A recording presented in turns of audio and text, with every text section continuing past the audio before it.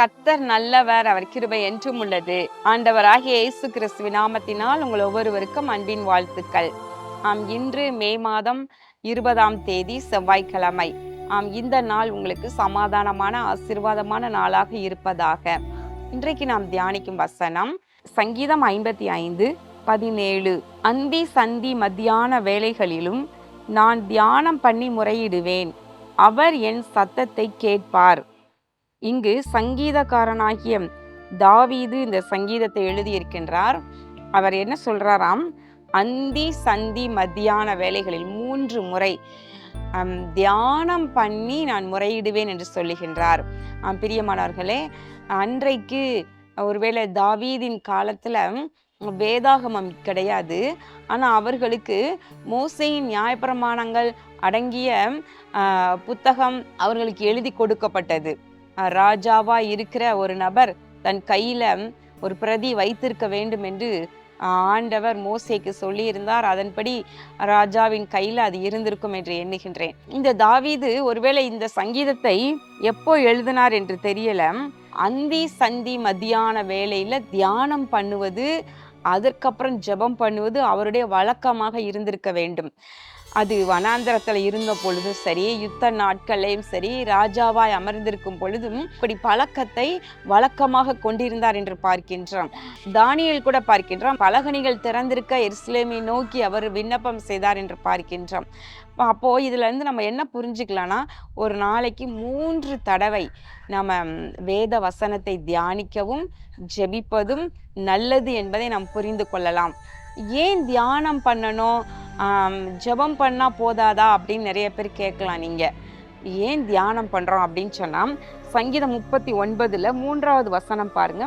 என் இருதயம் எனக்குள் அனல் கொண்டது, நான் தியானிக்கையில் அக்கினி மூண்டது, அப்பொழுது என் நாவினால் விண்ணப்பம் செய்தேன். இதுவும் தாவீதின் சங்கீதம் தான். அவர் சொல்றாரு 2வது வசனத்துல பாருங்க, நான் மௌனமாகி ஊமையனாயிருந்தேன், நலமானதையும் பேசாமல் அமர்ந்திருந்தேன், ஆனாலும் என் துக்கம் அதிகரித்தது என்று சொல்கின்றார்.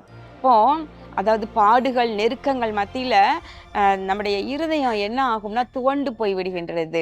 இப்ப தேவன் பேரில் உள்ள விசுவாசம் அநேகருக்கு அந்த நேரத்துல அப்படியே மங்கி போக ஆரம்பிக்கின்றது. அப்போ இத போலதான் பாருங்களேன், அவர் நலமானதொன்றையும் பேசாமல் அமர்ந்திருந்தேன், என் துக்கம் அதிகரித்தது என்று சொல்லுகின்றார். அப்போ இருதயத்துல துக்கம் அதிகரிக்கும் பொழுது விசுவாசம் குறைந்து போகிறது. அப்போ அந்த விசுவாசம் குறைந்து போனா நம்மளால ஜெபிக்க முடியவே முடியாது. நமக்குள்ள விசுவாசம் இருந்தாதான் நம்ம ஜெபிக்க முடியும் இல்லையா? அப்போ அந்த விசுவாசம் பெருகுவதற்கு இந்த வேத தியானம் அவசியமாக இருக்கின்றது.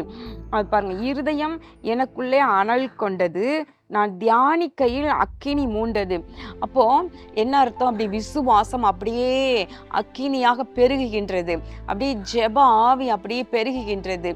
பிரியமானவர்களே, தேவனுடைய சமூகத்துல நம்ம வசனத்தை வாசித்து தியானிக்கும் பொழுது, அன்றைக்கு அவர்களுக்கு இவ்வளவு பழைய ஏற்பாடு புதிய ஏற்பாடு என்று சொல்லி வேதாகமம் இல்லை. இயேசு மகாராஜா பூமிக்கு வருவதற்கு முந்தின நாட்கள் அவர் செய்த அற்புதங்கள் அடையாளங்கள்லாம் அவங்களுக்கு தெரியாது. அது நடக்கல அந்த காலங்கள்ல. ஆனா அப்பொழுதே அவங்க என்ன தியானம் பண்ணுவாங்க? தேவனுடைய கற்பனைகள், கட்டளைகள், நியாயங்கள், சாட்சிகள், அவருடைய சிருஷ்டிப்பின் மகத்துவங்கள், அவர் தன்னை நடத்தினது, இஸ்ரவேல் மக்களை நடத்தி கொண்டு வந்தது, அற்புதங்களை செய்தது, செங்கடலை பிளந்தது, எரிகோ கோட்டையை வீழ்த்தினது, இன்னும் யோர்தானை கடந்து வர பண்ணினது, அப்புறம் வனாந்தரத்துல மன்னாவை கொடுத்து போஷித்தது, தேவைகளை சந்தித்தது. பிரியமானவர்கள், அவருடைய வல்லமை மகா பெரியது. வஸ்திரம் பழமையாய் போகல, 40 வருஷம் கால்கள் வீங்கல. இப்படி அவருடைய காரியங்கள், அவருடைய அதிசயங்கள், அற்புதங்களை எல்லாம் நினைத்து நினைத்து தனக்கு முன்பதாக உள்ள பரிசுத்தவான்கள் வாழ்க்கையில, ஆபிரகாமின் வாழ்க்கையில, ஈசாக்கு, யாக்கோபு இவர்கள் வாழ்க்கையில தேவன் செய்த காரியங்கள், சாமுவேலோடு கர்த்தர் செய்த காரியங்கள், இவைகளெல்லாம் தியானித்து யோசித்து அப்படி நம்ம பார்க்கும் பொழுது இருதயத்துல ஒரு பெரிய விசுவாசம் பெருகுகிறது. அப்ப அனல் மூண்டது, அக்கினியாக அது எழும்புகின்றது. அப்போ என் நாவினால் விண்ணப்பம் செய்தேன் என்று இங்கு பக்தன் சொல்லுகின்றார்.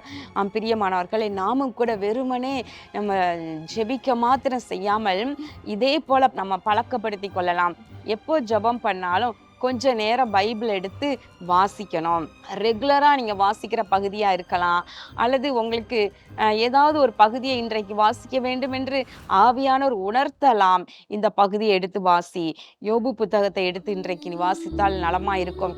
ரூத் புத்தகத்தை வாசித்தால் நலமாயிருக்கும். அல்லது அப்போஸ்தலர்கள் நடபடிகளை வாசித்தால் நலமாயிருக்கும் என்று சொல்லி உங்கள் உள்ளத்துல ஆவியானவர் உணர்த்தலாம். அந்த பகுதியை எடுத்து நீங்க உட்கார்ந்து வாசித்து அப்படியே அந்த வசனங்கள் உங்களோடு பேசும். பரிசுத்த ஆவியானவர் பேசுவார். வாசிக்கும் பொழுது வேதத்தில் உள்ள அதிசயங்களை நான் பார்க்கும்படிக்கு என்னுடைய கண்களை திறந்தருளும் என்று சொல்லி ஒரு சின்ன ஜெபம் பண்ணிட்டு வாசிங்க. அப்படி வசனம் உங்களோடு பேசும். வசனத்தின் மூலமாய் கர்த்தர் பேசுவார். உங்க இருதயத்துல விசுவாசம் குறைந்திருக்கலாம், அல்லது கவலை பெருகி இருக்கலாம், அல்லது கேள்வியோடு இருக்கலாம். நீங்க எப்படி இதை தாண்டுவேன், இந்த காரியத்தை எப்படி செய்வது, இந்த சூழ்நிலையை எப்படி நான் தாண்டுவது என்று சொல்லி அப்படியே நீங்க திகைத்து போய் நின்று கொண்டிருக்கலாம். அப்போ வசனத்தை தியானிக்கும் பொழுது உங்களோடு வசனத்தின் மூலமா பேசுவார். அப்புறம் நீங்க ஜெபம் பண்ணும்போது உங்களை ஜெபமே வித்தியாசமா இருக்கும். பரிசுத்த ஆவியானவர் உங்களுக்குள்ள அப்படியே அனல் கொண்டு இருப்பார். அப்படி நீங்கள் விசுவாசத்துல ஆவியில நிரம்பி நீங்க ஜெபிக்க முடியும். பிரியமானவர்களே, ஒரு நாளைக்கு ஒரு தடவை அல்ல, இந்த வேதத்துல பக்தர்கள் 3 முறை அந்தி சந்தி மதியம் என்று 3 முறை ஜெபித்ததாய் பார்க்கின்றோம். நீங்களும் கூட அப்படி ட்ரை பண்ணி பாருங்க. 3 தடவை ஒரு நாளைக்கு ஜெபிக்க ட்ரை பண்ணுங்க. ஒரு தடவை நீங்க ஜெபம் பண்ணலாம்.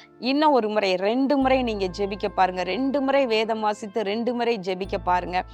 இல்ல 3 முறை எனக்கு முடியும்னு நீங்க நினைக்கிறவங்க 3 முறை கூட கொஞ்ச நேரம் பைபிளை வாசித்து அப்புறம் நீங்க ஜெபம் பண்ணுங்க. உங்களுடைய ஜெப வாழ்க்கை ஒரு எழுப்புதலா இருக்கும், ஆசீர்வாதமா இருக்கும். உங்களை ஆசீர்வதிப்பார். கண்கள் மூடி ஜெபம் பண்ணுவோமா? எங்கள் அன்புள்ள பரலோக பிதாவே, இதோ இந்த நாளிலும் நாங்கள் தியானித்த வசனத்தின்படி ஆண்டவரே, அந்தி சந்தி மத்தியானம் இந்த 3 வேளைகளிலும் நாங்கள் வேதத்தை வாசித்து தியானிக்க, ஆண்டவரை உம்மை நோக்கி ஜெபிக்க நீர் ஒவ்வொருவருக்கும் அனுகிரகம் செய்வீராக. இரட்சகராகிய இயேசு கிறிஸ்துவின் நாமத்தில் நல்ல பிதாவே, ஆமேன். பிரியமானவர்களே, கர்த்தர் உங்களை அப்படியே வேதத்தை தியானித்து ஜெபிக்க உதவி செய்வாராக. கர்த்தர் உங்களை ஆசீர்வதிப்பாராக. ஆமேன்.